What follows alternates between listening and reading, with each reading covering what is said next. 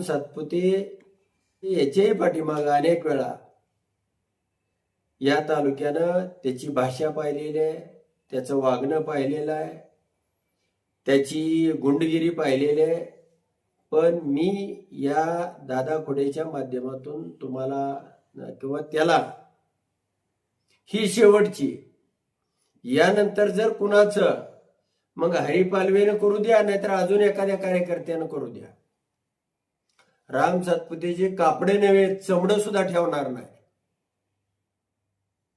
आणि ही दहशत या तालुक्यामध्ये कधीच खपवून घेतली जाणार नाही. ही बीडची दहशत जर आमच्या तालुक्यामध्ये वापरायला लागला तर मात्र कुणीही सगळं जग, पोलीस स्टेशन असू द्या, प्रशासन असू द्या, सगळं जग, राज्य तुझ्या बाजूला असू दे, हा उत्तमराव जानकर मात्र अन्याय खपवून घेणार नाही आणि या तालुक्यातल्या एकाही माणसाला वाऱ्यावर सोडणार नाही.